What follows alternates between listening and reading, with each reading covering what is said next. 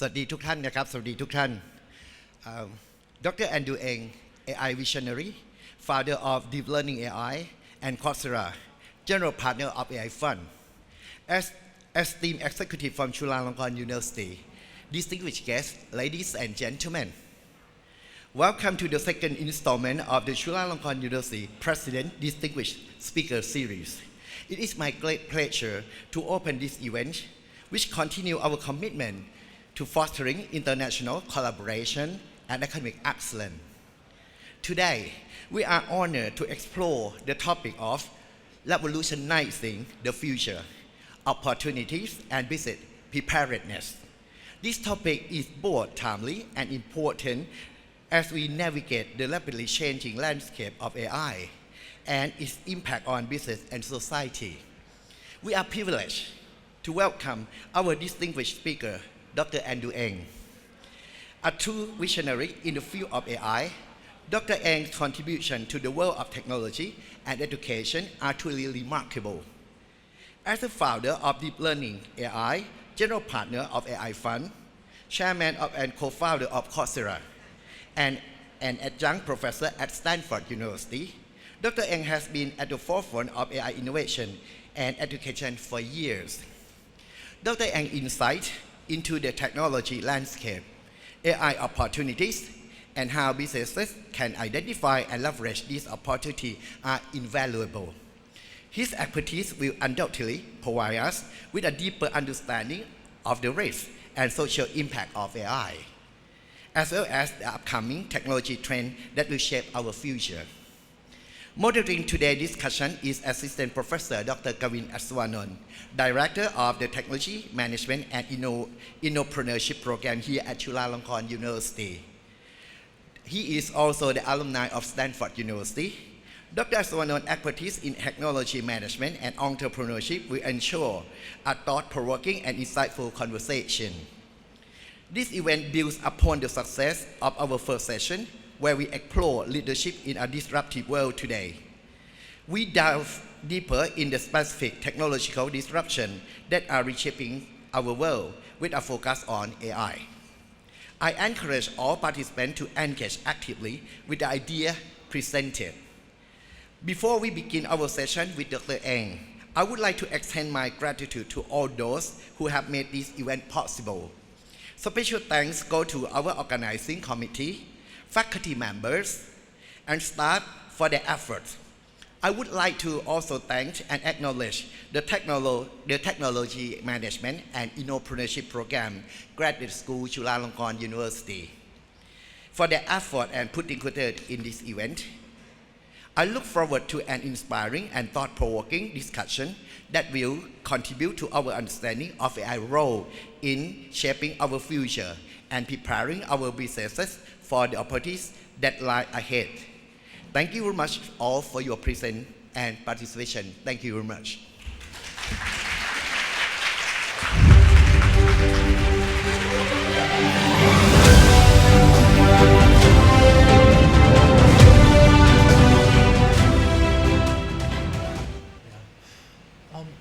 Thank you. It's really good to be here. You know, when I had the opportunity to visit Thailand, I really wanted to visit Chula because every time there's a new innovative, disruptive technology, the leading university always plays a critical role, helping everyone in the country understand the technology, bring in knowledge from the global research community, and make connections to how we could use it here in Thailand. And over the last week, as I visited many different businesses, had the opportunity to meet with some government leaders, I was really excited. I was really excited to see the amount of momentum and activity here in Thailand in AI, where people don't just talk about AI, but many people, I'm embarrassed to admit, more than I had realized there was, are actually building AI. So seeing that momentum in Thailand, as well as Chula's unique role in supporting all that, was very exciting to me. So what I hope to do is chat with you about what I see as some opportunities in AI, and I hope that I'll be back in Thailand again in the future, but I hope that this meeting will be just the beginning of a long-term relationship to try to find more things to do together to support the growth of AI in Thailand. So AI, I've been saying AI is the new electricity because one of the tricky things to understand about AI is a general purpose technology, meaning it's not useful just for one or two applications, it's useful for a lot of different applications. Kind of like electricity. If I ask you, what is electricity good for? It's almost difficult to answer that because it's useful for so many different things, and AI is like that too. I thought I'd briefly touch over the technology landscape and then talk a bit about the opportunities, including opportunities for universities to do much more for ourselves, for our students, for all of society. With all the buzz about AI, I think a good way to think about AI is actually as a collection of tools, where the two most important tools are a technology called supervised learning or predictive AI, sometimes using deep learning, and then the new entrant is generative AI. And if you study AI, you may read about other tools, but what I want to do today is focus on the two most important tools in AI today, which are supervised learning and generative AI. So supervised learning started to work really well maybe 10, 15 years ago, and is very good at computing input to output or A to B mappings. So for example, if you input an email and label it as spam or not, that's supervised learning. The most lucrative application of this I've ever worked on, not the most inspiring, but highly effective one, was for the large ad tech platforms, which all have an AI that inputs some information about an ad and some information about you, and tries to label that with whether or not you will click on that ad or not, because showing slightly more relevant ads has a direct impact on the revenue of the ad tech platforms. For self-driving cars, we input a picture of what's in front of your car, label it with where are the other cars. We use it for ship route optimization, given a ship route, label it with how much fuel consumed. We do a lot of work in manufacturing where we take a picture of a smartphone and label it with whether or not there's a defect. And then something that I'll use as a running example is reputation monitoring, where you might input a restaurant review and label that as, does this have a positive or a negative sentiment? To use the reputation monitoring as an example, this is what the workflow of building an AI system using supervised learning looks like. You start by collecting a data set, meaning a big table of lots of examples like this, where you may say the Kway Teow Tom Yum was great, that's positive. Server was slow, that's negative. My favorite Pad Thai Gu Yum, that's positive. And given a data set of hundreds or maybe thousands of reviews and labels, you would then take that label data and train an AI model on the data, and then maybe find a cloud service to run the trained model, so you can feed it best great thought I've ever had, and it'll label that as positive. And it turns out that the last decade was maybe the decade of large-scale supervised learning, because we found that if we trained a small AI model, so on a small computer, not very powerful, not a very powerful GPU, we found that even as we fed it more and more data, its performance would flatten out, a plateau, it wouldn't keep on getting better. But we found that if we train a very large AI model, large computer, one or even multiple GPUs, then the more data we fed it, the better the performance got. This is why when I started the Google Brain team, the number one direction I gave the team was I said, let's just focus on building really, really large AI models. And fortunately, that recipe worked, and this recipe has actually driven a lot of AI progress over the last decade. But if the last decade was a decade of large-scale supervised learning, I think this decade is turning out to be the decade of generative AI, where I know many of you will have used tools like ChatGPT or Claude or Gemini, where you can input a prompt and have it generate different completions. I love eating yen tafo, mom's kway jiao, roti clay. And given the amount of buzz about this, I want to take just half a slide to try to demystify how generative AI works. And it turns out at the heart of generative AI is using supervised learning, input A, output B, to repeatedly predict the next word. So if an AI team has scraped the internet and found a sentence, my favorite food is mango sticky rice, then this one sentence is turned into many data points to try to predict what's the next word. So for example, given the fragment, the sentence fragment, my favorite food is, the next word is mango. Favorite food is mango, what's the next word? Sticky, and so on. And it turns out that when you train a very large AI system on a lot of data, over 1 trillion words, sometimes more than 10 trillion words, then you get a large language model like ChatGPT. I'm simplifying important details away. Technically, we don't predict the next word, we predict the next word fragment or part of a word. And there's some of the things we do to try to make sure these systems are more helpful, follow instructions, more safe. But leaving aside those details, the heart of generative AI is repeatedly predicting what is the next word. And in addition to generating text, generative AI is also generating images and audio. A couple image generation examples. And in terms of audio, I'm going to show you a fun audio clip. It turns out commercial off-the-shelf voice clones are actually getting really good. This is a clone of my voice. Dear friends, AI is progressing faster than ever. This is thrilling yet rapid, those without. Even as the AI world brings breakthroughs seemingly every week, you'll be better off with friends to help sort out what's real. Dear friends, AI, dear friends. Yeah, not sure you could hear that, but I think off-the-shelf voice clones are actually getting pretty good. Maybe one fun thing, I showed the voice clone, I let both of my parents listen to a voice clone of me, and it successfully fooled one of my 2 parents. And I will never say which one it fooled and which one it didn't, because that would get me into trouble. Now, with these exciting technologies, it's also opening up a lot of new use cases. In fact, one thing you might be using large language models for already is things like answering questions, using as a brainstorming partner, copy editor to fix our writing, writing summaries. And I think with these general purpose use cases, I think every knowledge worker can get a meaningful productivity boost today by using generative AI.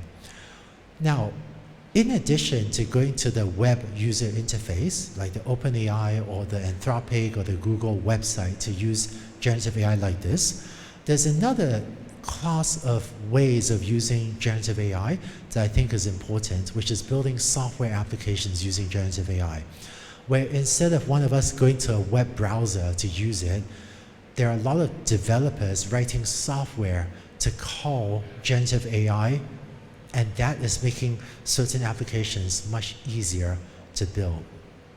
So specifically, if we were to look at the restaurant review example, if we were using supervised learning to build that restaurant reputation monitoring application, the workflow might involve getting hundreds of thousands of data points, and that might take a month.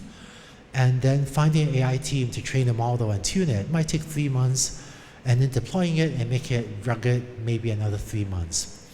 And this workflow worked, and a lot of teams spent 6 to 12 months to build these AI applications. It turned out to be very valuable. But it turns out for certain types of AI applications, with prompt-based AI, it takes maybe minutes or hours to specify a prompt, and then hours or days to deploy that online. And what this means is there are now many AI applications that had taken me or taken good AI teams 6 to 12 months to build, that today there are hundreds of thousands, maybe of millions of developers that could do the same thing in a week or less. And this dramatic reduction in the work needed to build certain applications from 6 months to maybe less than a week is leading to flourishing of the types of AI applications that many people are building. So let me just show a concrete example. Let's see. Oops. So it turns out if I want to build a reputation monitoring system, this is all the code I need. import some tools from OpenAI, write a helper function, and then, write a prompt, classify the following as positive, negative sentiment, loved things like Chula, lots of exciting AI projects and good conversations. Never run this before, so, right. All right, thank goodness it got that right. But this is literally all the code that you need to build a sentiment classifier. And this is making building these AI applications much easier than was ever possible before. Sorry, let me find my... And in terms of applications that people are building, these are some of the maybe most commonly built corporate AI applications. The one I hear about the most is corporate Q&A, where we build AI to answer questions using a company's documents, either to serve internal employees or to serve external customers. Because generative AI tools have made it much easier to build chatbots, there are a lot of customer service chatbots being built by many companies. I see many companies using generative AI for summarization. We all have too much text to read, so you can summarize. That can speed up internal communications. Routing emails and messages to the right person. There are a lot of specialized chatbots to advise people on healthcare, travel, cooking, on legal matters, on romantic relationships. And then there's one weird application, which is the fake girlfriend, fake boyfriend industry, which I think actually has some ethical challenges as well. So there's some weird parts, dark corners of what people are doing with generative AI. And then also entertainment. But these are some of the examples of applications I hear about a lot. And with all of these applications being possible, I find that there are a lot of new opportunities for all of us to build new things. So there was a puzzle that I want to solve a few years ago, which is I saw that many valuable AI projects are now possible that were not possible before. And I want to figure out how to get them done. And I felt that even though I had led AI teams in big companies like Google and Baidu, I couldn't imagine how I could operate a team even in a very good big tech company to pursue the large range of AI applications that are now possible. So I decided that starting many new companies I felt would be an efficient way to pursue many of these projects. But it turns out that incumbent companies, I've been meeting with many large businesses here in Thailand the last week. Many incumbent companies also have opportunities to build and integrate AI into existing businesses as well. But to be concrete about where are the opportunities, this is what I think of as the AI stack. At the lowest level is the hardware layer, so the semiconductor, and then cloud layer, and then the AI tooling layer. And it turns out that all of these layers tend to be, can be quite capital intensive, so need a lot of resources to build semiconductors or build a cloud, and also somewhat concentrated. So it's not that easy for new entrants to play at these layers. And for AI tools, I tend to build teams there only if we have a unique technology. But it turns out that even though a lot of the media attention, a lot of the press and social media tends to talk about these layers, and that's fine, the media likes to talk about the technology layers, it turns out that for these teams to succeed, there's one other layer that almost by definition needs to be even more successful, which is the application layer.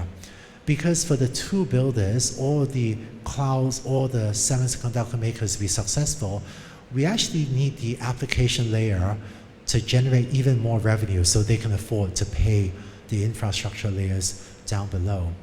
And as I wandered around Thailand and spoke with many groups in business, in academia, startups, I think that there are so many exciting opportunities to build many different applications to the many businesses or for-profit, non-profit applications that are uniquely Thai. And one of the things I wound up doing at my Team AI Fund was figure out a process for building startups. So I want to just share that with you. I know that many people from your business school have a strong entrepreneurship interest, but I want to illustrate this with an example of something that we did. So my team has always chatted with many partners, and so try to identify a lot of different ideas for projects, or ideas for startups. And so a few years ago, a large Japanese conglomerate called Mitsui Corporation came to us, and they said, hey Andrew, you should build a startup to use AI to make ships more fuel efficient. And this became Bearing AI. But what we did in a typical process now, we look at the project and we try to assess if there is a market need there. Do people need to use this? And is this project also technically feasible? And if it is, then we go out to recruit a CEO to work with us to build it. And in this case, recruited Dylan Kyle, who is a repeat entrepreneur that successfully built and exited one other startup before. And we then spent 3 months with the CEO building a prototype. And if after this it still looks promising, we then fund the startup, which gives it resources to hire key executives, build an MVP, get early customer traction, and then company can continue to raise funding and keep on growing and scaling. So because of this company, Bearing AI, now uses global weather patterns and global ocean current data and other types of data to suggest to ship how to steer to get it safely and on time to its destination while using about 10% less fuel. It turns out if you're a ship captain, should you sail your ship at 20 knots or 22 knots? Who knows? And a ship captain will just make some decision, often based on gut or experience. But with data, we can often make a specific recommendation on direction and speed that actually gets you there on time with significantly less fuel. So today, Bearing AI is steering 600-700 ships on the high seas right now and saving about $500,000 per ship per year, and maybe even more importantly, reducing CO2 emissions by about 10%. And I find that as an AI person, what do I know about global maritime shipping? So I find that as an AI person, I often do my best work if I can find a subject matter expert that deeply understands where to apply it, so they work together to use my team's AI expertise, and in this case, Mitsui's expertise in global shipping, to work together to build a project that I would never have thought of doing this by myself. And one of the exciting things about this week in Thailand was the number of domains in Thailand that hopefully my team can provide AI assistance to work on solving. Now, I think that AI has many opportunities, and I also want to just touch on some of the risks and social impact. So I know that people often wonder if generative AI will lead to job loss. And this is a chart from a friend at University of Pennsylvania, and some folks are working at OpenAI, that analyzes the exposure of AI, the exposure of different jobs to AI automation. So the x-axis is salary in US dollars, and the y-axis is the exposure of the jobs to AI augmentation or automation. And the interesting thing about this chart is the jobs to the right, the higher salary jobs, are actually more exposed to generative AI automation. And this is unlike earlier ways of automation. Think of, say, factory automation, where it was the lower wage, more routine, repetitive work that was more susceptible to automation. And this is also why I think all knowledge workers today can use generative AI to become more productive. Although one caveat is workers do need a little bit of training to use it more effectively. And earlier, I was learning about some of the really nice work that of Chula MOOC, that is providing education on campus and even more broadly to Thailand. So I think that's very meaningful to help more people learn to use it effectively. And then in addition to personal use of generative AI on the web, it also creates a lot of opportunities to build new software applications that weren't possible before. And this is another data set. We took data from McKinsey and reanalyzed it. So you won't have seen this chart before, since this is our analysis of McKinsey data.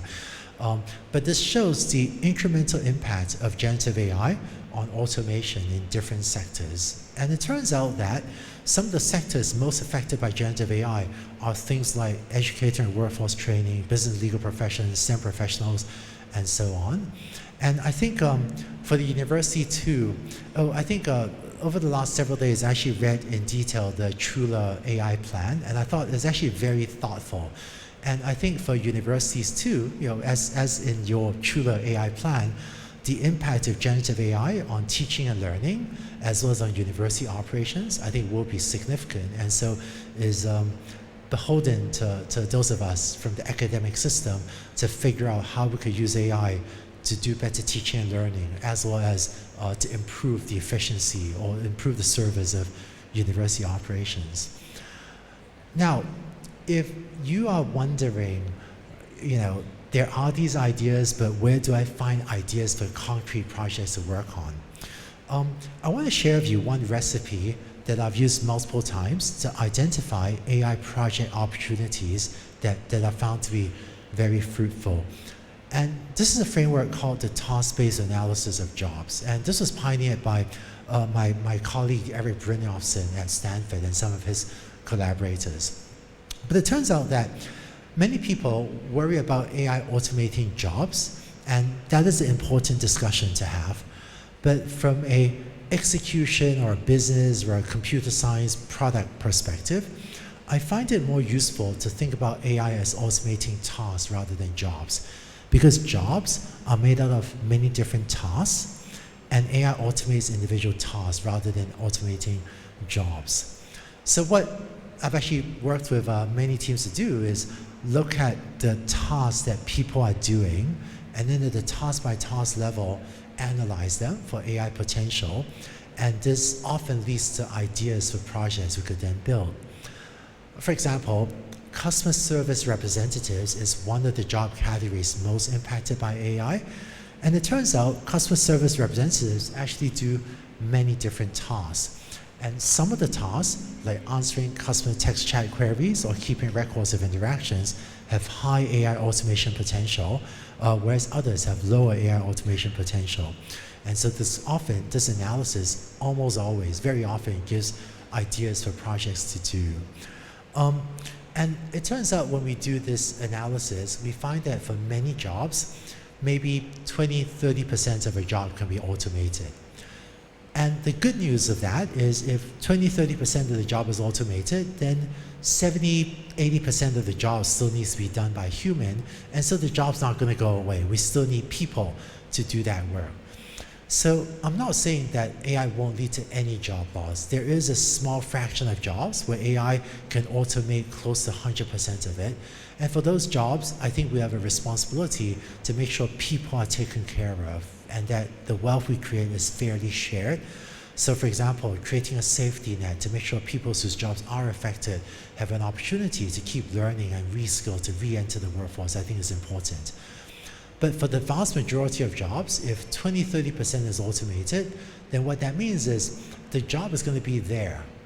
And it also means AI won't replace people, but maybe people that use AI will replace people that don't. And I think that creates a strong obligation and challenge for us to provide upskilling to make sure everyone learns to use these tools and keep up with these increasing ways of automation. And I want to share one more optimistic note with you, which is when I present this recipe, I know this looks like a recipe for cost savings, right? Figure out what people do, automate some of it.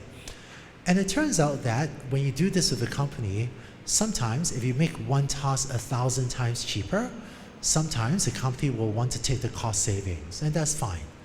But much more often than you would guess, the company will say, oh, if I can make this task 1,000 times cheaper, then I want to do this task 10,000 times more, because then I can serve customers better and drive growth. And what I've seen is saving money is nice, but there's only so much money you can save. But the upside to growth has no limit, no ceiling on that. And so even though this looks like a recipe for cost savings, when you start this way, quite often you find that companies end up wanting to pursue growth rather than just cost savings, which also means that jobs might be less impacted than people are initially worried about. So, talk a lot about opportunities in AI and some ideas for pursuing them. I want to wrap up with just sharing one AI technology trend that I'm excited about, and that those of you building applications that I hope you will consider, which is AI agentic workflows. And I see this having a huge impact on lots of applications today. So it turns out that the way most of us use a large language model or generative AI today is with something called zero-shot prompting. But what that means is we ask it to write an essay for us on a topic. And that's a bit like going to someone, maybe a human, maybe an AI, and saying, I want you to type out an essay for me on this topic by typing from the first word to the last word all in one go and without ever using backspace. And as a person, I can't write that well like that. And for AI too, it could do it surprisingly well, but this is not the easiest way to write. Or when you use AI to write code, this is like going to a computer programmer and saying, I want you to type out the computer program. Just type out the program for the first to last character, and then I'm going to run whatever you typed out, and you can't ever go back and edit it. And I can't write code like that. In contrast, with an agentic workflow, we let the AI think about this work and revise it. With an agentic workflow, we ask the AI to first write an essay outline on a certain topic, and then we ask it, do you need to do any web research? If so, search the web. Then write a first draft. Then we ask it, read your first draft and think about what parts need revision, and then revise the draft. And it goes on like that. So this looks more like having the large language model do some thinking, and then revise, and then go back to do some more thinking. And this much more iterative workflow for many applications is causing generative AI to write much better outputs than the option on the left, zero-shot prompting. And so my team collected some data of many different pieces of work that different people had done on a coding benchmark. The coding benchmark released by OpenAI is called Human Eval. But it turns out that GPT 3.5, zero shot, this is if you ask it to just type out the code, right? It gets it 48% right on this benchmark, on the pass-K metric. GPT-4 is much better. Performance goes from 48% to 67%. But the improvement from GPT 3.5 to GPT-4 is still much smaller than if you use GPT 3.5 and wrap that in an agentic workflow to let it think about its own work. And similarly, GPT-4 with an agentic workflow also does much better. This is just coding benchmarks. In the work of my teams and a lot of my friends' teams, we see over and over that using an agentic workflow delivers much higher quality results. And I think earlier, I really enjoyed learning about the DeepMind project, and I think that also uses an agentic workflow to get much better conversations with people with, suffering from depression. Just to give you a concrete example of one simple agentic workflow, I didn't want to leave it too mysterious. This is how the simple agentic workflow might work, which is I might go to a large language model, and I'm going to call it a coder agent, but I'm just going to prompt it, please write code to do a task. And maybe the LLM will write some code. What we then do is construct a prompt that looks like this, to say, here's code intended for a task, and then we paste back into the prompt the code that we just got back from the LLM the first time around. So take the output, feed it back to the input, and we ask it, read the code carefully, check for correctness, style, efficiency, give constructive criticism. And it turns out the LLM can then say, oh, there's a bug in line 5, maybe we can fix it. Then we can give its own critique back to the LLM and say, write the code again, and it will improve the code. And then if we actually tell it, if we actually allow it to do some testing, run some tests on the code, then maybe we'll find, oh, it failed unit test 3. And then take the result of a unit test, feed that back to the LLM, and have it rewrite the code so it can improve the code again. And so this is an example of a simple agentic workflow called reflection, where if the LLM generate output, have it reflect on its own output, and use its own reflection or its own criticism to try to improve it. And this actually makes it work much better. And maybe one design pattern as well is we find it often useful to think of building multi-agent LLM systems, where instead of thinking of building one AI agent, you can think of there being a coder agent and a critic agent, where we prompt the critic agent to critique the coder agent to give feedback that is then used to improve the coder agent's work, and this derives significantly better results.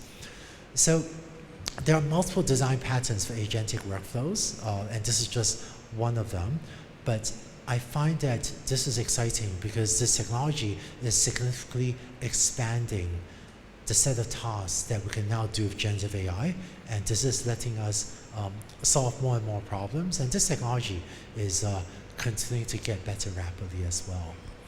So I think as exciting AI is, the technology continues to get better, and I hope that all of you will keep on using these tools and keep building exciting applications for yourselves and for others around you. And then I've just one last slide I'll wrap. We'd love to take questions after that, which is, in these last few days I've spent in Thailand, I became really excited and really optimistic about the future of AI in Thailand, maybe for a few reasons. I think AI by itself is totally useless. It's only when you find meaningful applications to apply it to, then it becomes useful. And I think Thailand's key strength in important application sectors, including tourism, healthcare, agriculture. Over the last week, I actually spoke with many teams on brainstorming different ideas to use AI to these key sectors. And I think that in the next few years, there'll be a lot of opportunities to do projects on topics that Thailand is uniquely good at. And just as an example, there are projects that you could do in Thailand on tourism that you will have a much better shot at working on it than I could do in Silicon Valley, because the tourism is here in Thailand. So I think that opportunity set of opportunities for applications here is very large and very interesting. And then as I had the privilege of meeting many people working in education, including the Minister of Education, Minister of Higher Education, and quite a few others, I feel like you know better than I do, this is a country with a very strong commitment to education, and especially in moments where this disruptive technology, education and training becomes more important than before, because we need resources, we need ways to train up existing workers on new technology as well as future students on new technologies. So I'm actually excited about the explorations to try to teach every school child, even primary and secondary education, some computing or some computer science, so that hopefully someday as they grow up, maybe everyone will know how to code. I think that would be a very powerful force.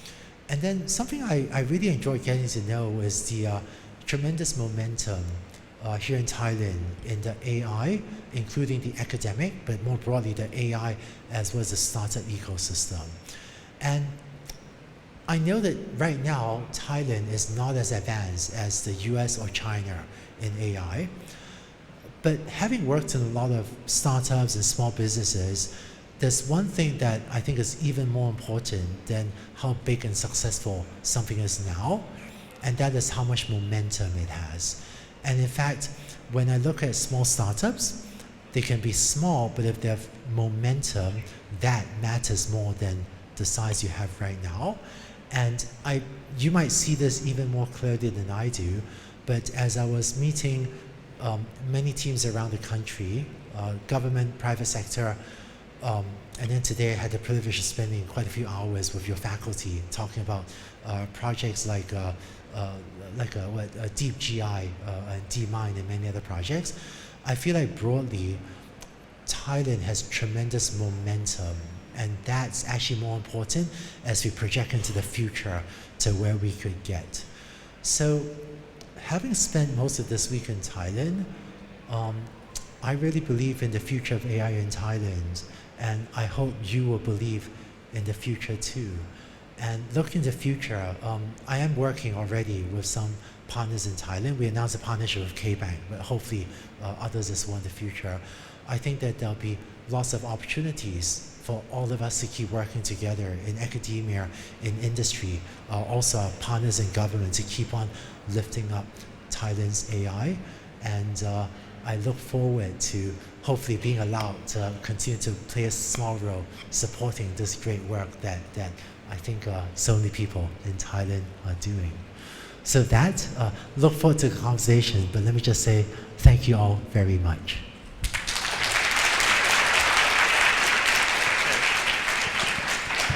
Thank you so much, Dr. Andrew. So I have such a inspiration from you about Thailand having momentum and commitment for the education. So now we are probably in the session of everyone looking forward to.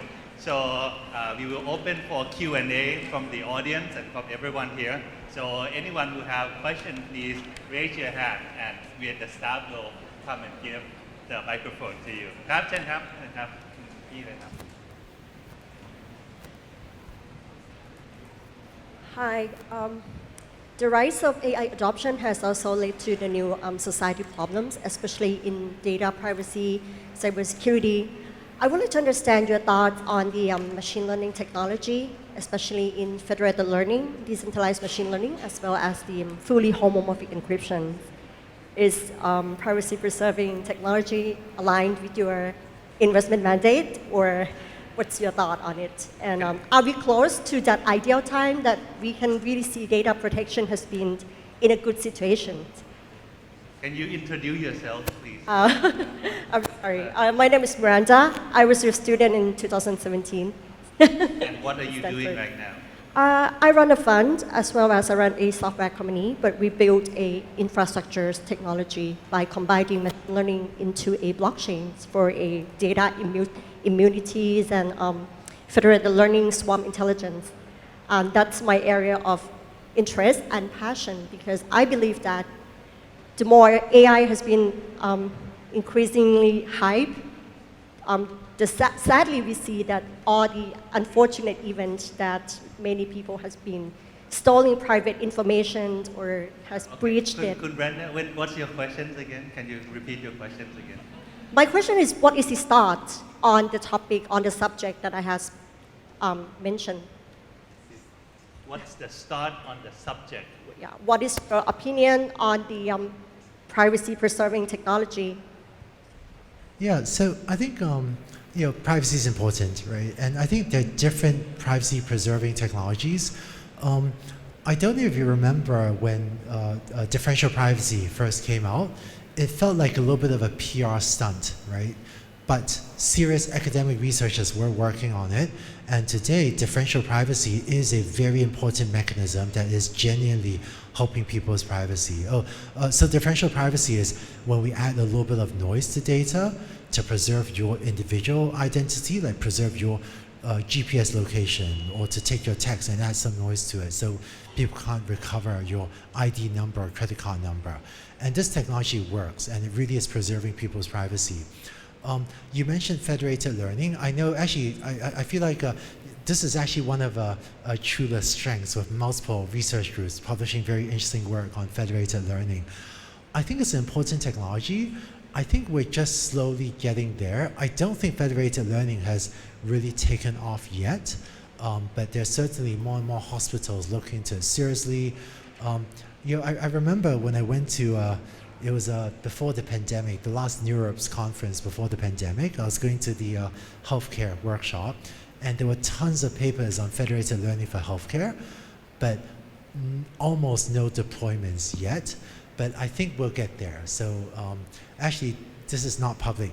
DeepLearning.ai has been working on some short courses on federated learning that hopefully will, release soon as well. So I hope that differential privacy, federated learning, other techniques, I hope that we can keep on finding new mechanisms to preserve privacy, I guess. Thank you. And what about the homomorphic encryption? Sorry? What about the homomorphic encryption? The encryption technique that you can encrypt the data and then you can still train AI models on top of the encrypted data without decryption. I see. I think it's a great idea. Given the computational cost, I don't know of any scale deployments of that yet, but what we see over and over is often in academia, we have to work on a technology for years to figure out the details, and then it takes off. So I think from an academic perspective, we should absolutely keep working on it, but in terms of practical deployments, I think probably more basic research needs to be done before that takes off. Thank you so much. Thank you. Thank you. So next question. Does anyone have next question? I see, let's say from the back, the gentleman in the back next to the camera. ช่วยแนะนำตัวยืนขึ้นแล้วแนะนำตัวสักนิดก่อนครับถาม Okay, okay, very much for choosing me. I'm Non, one of the students, master student from Dr. Wheeler's class. And right now I'm working for like a business transformation projects for local Thai companies. Which AI could be a good use to the transformations? One of the things is we know the risk as about on the jobs effects, but I would like to know your opinions about the risk if we rely on AI too much, such as what happened at CrowdStrike today when the system gets updated and everything goes like down. Thank you. Yeah, no, I actually feel bad for the people at Microsoft. I think, there was the Azure hack like just 1 or 2 months ago, and the problem with that is once hackers got into, anyway, I hope it was resolved quickly. So let's see. It turns out that risks of relying on AI the risks are often not a function of the technology, but a function of the application. So I find that if I use a AI model for medical devices, then there's certain risks of medical devices of harm to patient, the wrong label and so on. Whereas if I use AI for an electric vehicle, then an EV has totally different risks than a medical device. Or if I use AI for underwriting, for deciding whether or not to approve a loan application, then the risks there of bias, discrimination, mistakes in writing loans are very different than the risk for electrical vehicle are very different for the risk of medical device. So when I'm building applications, there's one technique I often use, which is, and then there are also some AI applications where, for example, we do a lot of work inspecting things in factories, and if you're inspecting smartphones in a factory for whether or not there's a scratch, I don't think there's meaningful risk of discrimination against certain types of people and so on, but the risk profiles are very different. But so there's one practice that my teams often do, which is we use a technique called FMEA analysis. But what that means is basically sit down and brainstorm in advance all the things we could think of that might go wrong. And then for some industry sectors, for example, in banking, there are already some standards for what are the risks of AI for, say, underwriting loans. But I found that when a team really seriously brainstorms all the things that could go wrong, it's very rare that something will go wrong that we did not already think was a possibility. Not saying it will never happen, but it's actually quite rare. And when we're brainstorming in advance all the things that we think could go wrong, then we're often in a better position to figure out how to make sure a certain thing doesn't happen, or put in place monitoring and metrics to get early warning in case something is going wrong, and also put in place mitigation plans. So for quite a lot of my AI systems, we have a plan to say, we're going to deploy this, But if something goes wrong, we're going to roll back. We're going to undo the thing we just deployed to go to an earlier version, just take it offline right away. But I find that with those tactics, which are more a function of the application, we can then often mitigate, maybe not 100%, but mitigate a lot of the risks. Thank you. Okay, Thank you. ครับ next question to the lady in the side ครับขอไมโครโฟนสักนิดนะครับรบกวนแนะนำตัวก่อนด้วยนะครับ Hi, my name is Piyaga. So I'm the new freshie of the CUTIP or 18. Yeah. So you have mentioned in terms of the new trend or of the AI. You mentioned about the agentic AI, right? So do you see that this agentic AI is the ultimate AI, or there will be something else after that? I think there'll be something else after that, and then something else after that. I think that there's so many people. I think it's wonderful how many people are working on AI right now. But what that means is, with so many brains thinking about AI, it's simultaneously advancing on many different fronts. And so I think there'll be new breakthroughs, many new breakthroughs every year for a long time. So maybe, for example, agentic AI workflows is one technology I'm excited about, but other directions I find are exciting. I think AI on device is really taking off. So, I think that I routinely run a large language model on this laptop, right? So if I'm on an airplane and don't have internet access, on-device AI is getting much better. And the smaller models, the largest model I run on my laptop is 70 billion parameters, but the smaller models, 7 billion parameters, runs pretty fast, and the small models are getting much better. So on-device AI is really taking off. And then I think also we saw large language models revolutionize the way we process text, but I think the image processing revolution is happening maybe 1.5 to 2 years after the text processing revolution. And by image processing, I don't mean image generation. Image generation is nice, but I'm seeing image analysis, the ability to look at a picture and see what's in the picture, also becoming much better. And this will have implications for how we inspect things in factories. It'll have implications for how we process medical images, or how we process drone imagery, or for self-driving cars. I think we'll be able to see things around our cars much better. So I think these are other examples of trends. In addition to agentic AI, I think seeing breakthroughs in on-device or edge AI, breakthroughs in large vision models or large multimodal models for visual processing, and then there are many other topics that people are working on. So I think we'll see multiple breakthroughs. Okay, Professor Andrew, maybe you can bring. Oh, So next question. Before the next question, I just like to give some pause and would like to say that I get the chance to spend some time with Dr. Andrew in the past few days, and just realize that this is his first time in Thailand. All the years that have passed, this is the first time, and hopefully it will be many more time before that.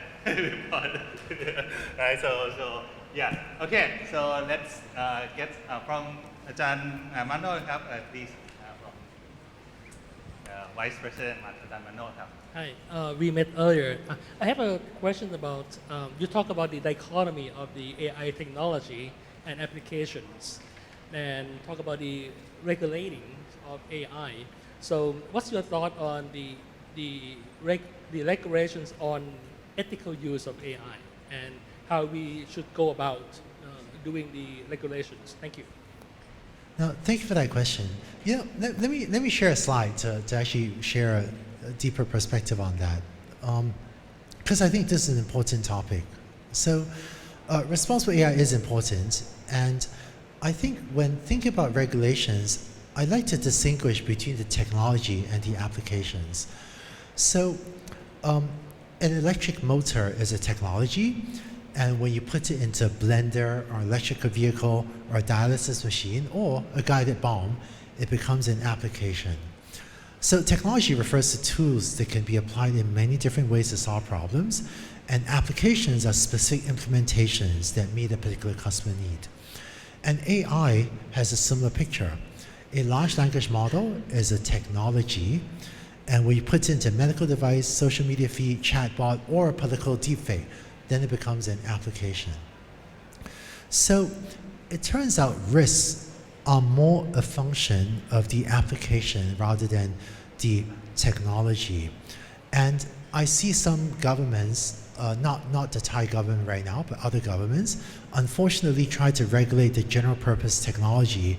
And imagine if you go to an electric motor maker and say, I want you to guarantee that your electric motor will never be used for a harmful purpose.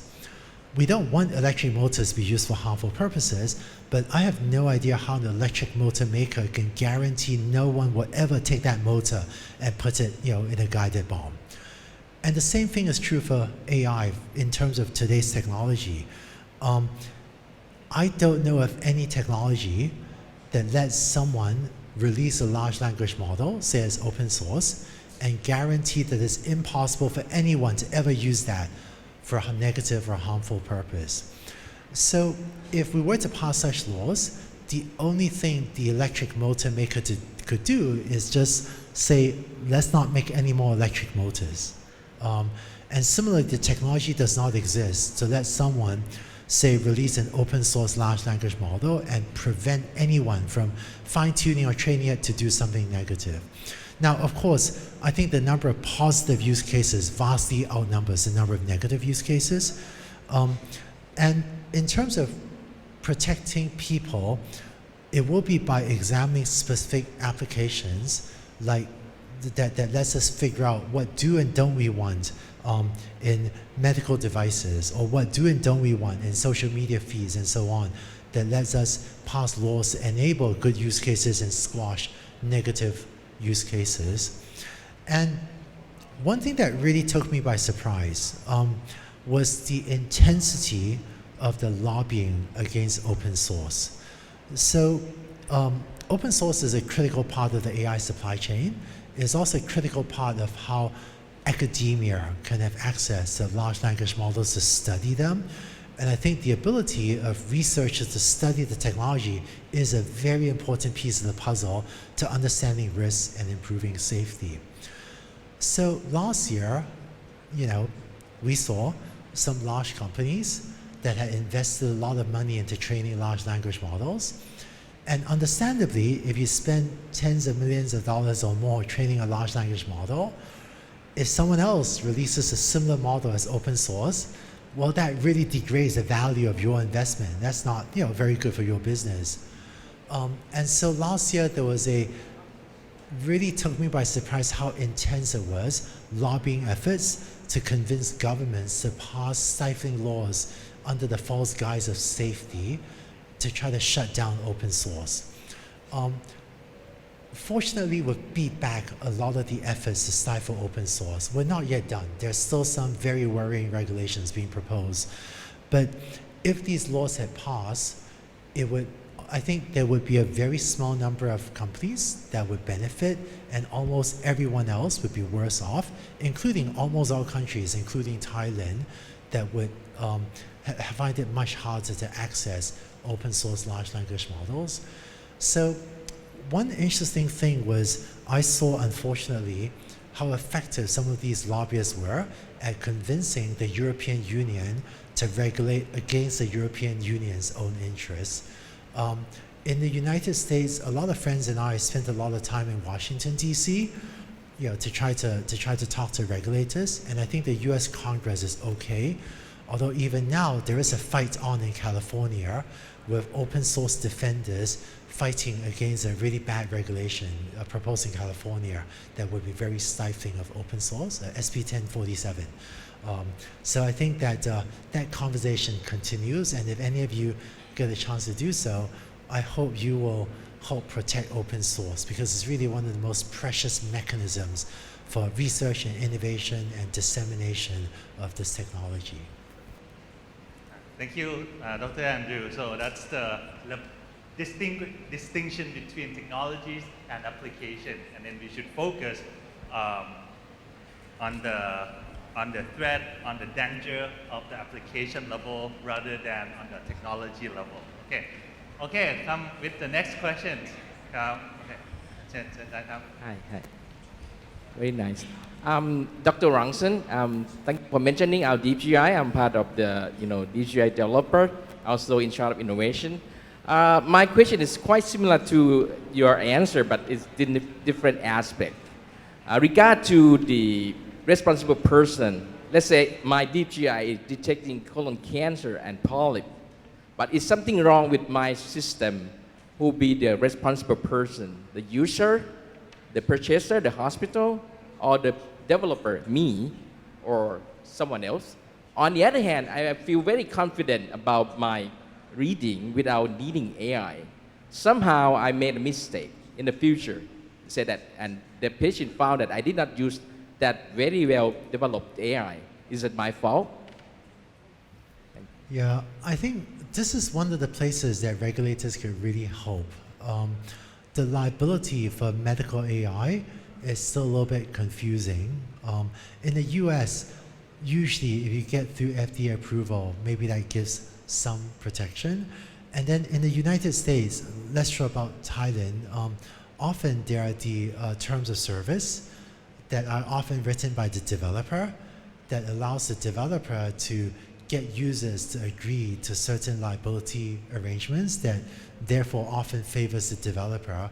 But then sometimes there are lawsuits to argue that the terms of service were not fair. So I'm not a lawyer, not giving legal advice, but I think this is one of the places that regulators could make a real contribution. If regulators step in and say, we want more AI for healthcare, but these are the rules, and if you do this, there's a safe harbor. You won't be liable. If you do that, then you are liable, and different people are liable at different positions. So I think that bringing that type of regulatory clarity would be one good place that government can create clear rules to then enable innovators to decide what products they want to ship. So. Thank you, and let me share this to the bigger audience. So now from Ajahn and the Chula research team, we have a chance to share the latest technologies called DeepGI, which help doctor, surgeon to detect colon cancer. Right? So that technology is able to go through to your colon and help nurses and surgeons to detect whether you have potential polyp, potential cancer cell in the colon or not. Right? According to Ajahn, asking like, what if my AI is not detecting and the patient is, sent home and later on this become the cancer that undetected? Is the liabilities relied on who, right? So from Dr. Andrew, he said this is where the regulation, the government can come into play. So help save the people who pioneering on AI, because nothing is 100%, right? So clear guideline on this. That would where the regulation should step in and help the community of innovation. Okay, all right. Yeah, and this is a really incredible project. So really congratulations to the whole team that built this. Okay, Chula team, สุดยอดนะ Visit all around the world and impress on DeepGI from Chulalongkorn. Yay. Okay, next question. Okay, right, gentleman next to you. Hi.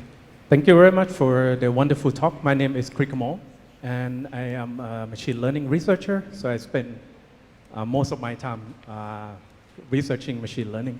So I have a question about your demo, the prompt-based AI. So I like this demo because it shows how we can actually democratize AI, right? But also at the same time, also it's rely on the assumption that you need to have a good pre-trained model to do this. And therefore, it's put a lot of power on a few companies that can actually have the capability to create this good pre-trained models. Do you think this will change in the future?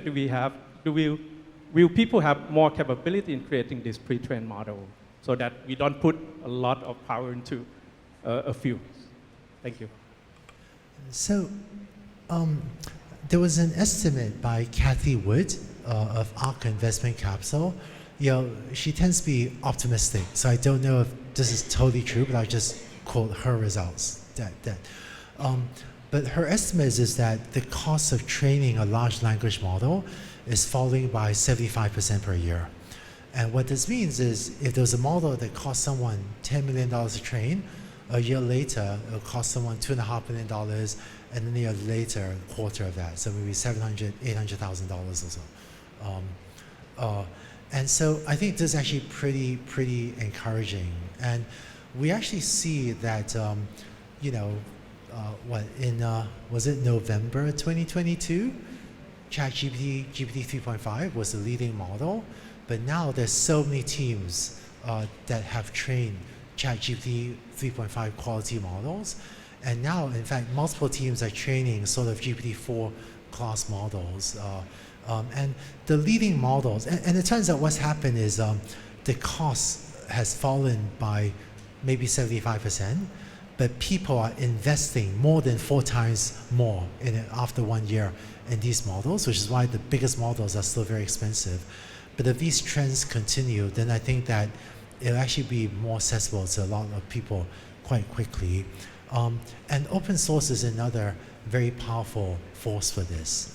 For example, the Allen Institute for AI has been one of the leading teams training truly open models, meaning that they don't just publish the weights of the model, but the training recipe and the code for training. So I think as these things become available, what we could do with a academic budget will probably always be smaller than what the largest corporate budgets are. But I think things are actually getting more accessible. And this too is why I think defending open source is so important, because the one way it doesn't become more accessible is if someone managed to pass laws to shut down open source. Thank you. Thank you, Pam. So we can take 1 to 2 more questions for this session so that we have some time for individual interaction.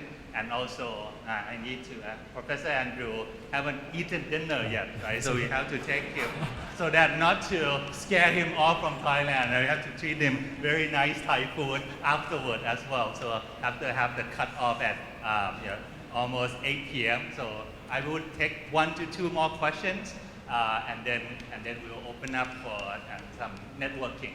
Okay, any questions? May I take from the gentleman in the white next to the cameras, please, in the back. ข้างหลังครับจะยกมือใช่ครับต้นนู้นใช่ครับช่วยแนะนำตัวเองหน่อยนะครับ Okay, so my name is Thanawin. I'm a Chula alumni from the Faculty of Engineering, and I have a great. We are in the Thailand as a small country, and I would like to know what the challenges and opportunities that you could think of, or any the government policies that we could do to make the AI practical in our country, compared to the United States or the China, because they already have like a lot of fun, a lot of technologies in advance that they could do.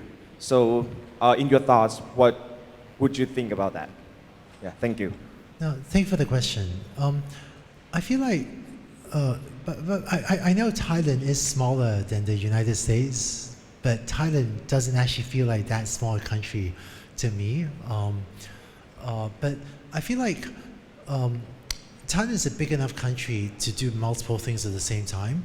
But I think a lot of the opportunities for Thailand will be focused at the application layer. Doesn't mean you shouldn't train foundation models. Worth doing that, maybe train some Thai language models.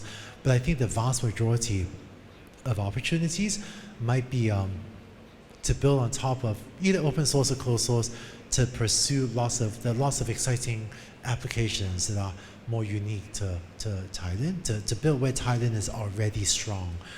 And then in terms of government policy, I think governments continuing to invest in research, continue to invest in training for all citizens. I think these are important investments.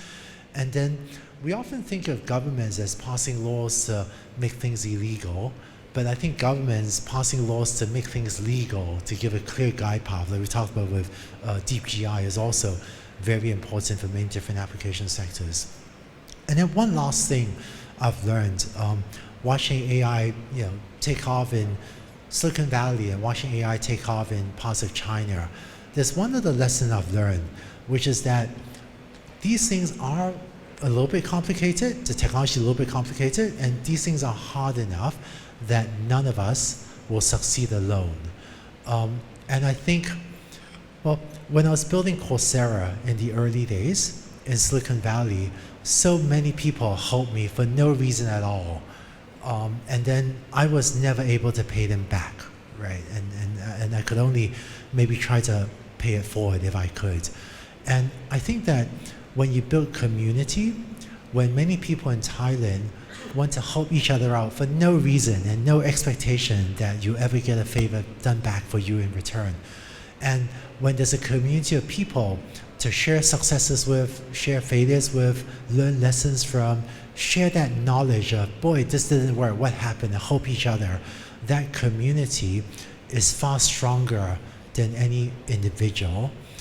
And so I think for this next period of time, with Chula likely playing a very important, very important central role, I think should be the building of the AI community here in Thailand, because that community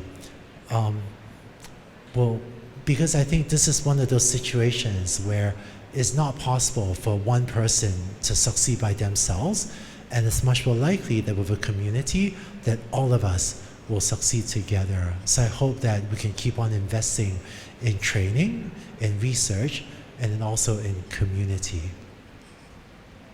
I think that's a good ending notes for our guest speaker today, right? So please give a round of applause for Dr. Andrew.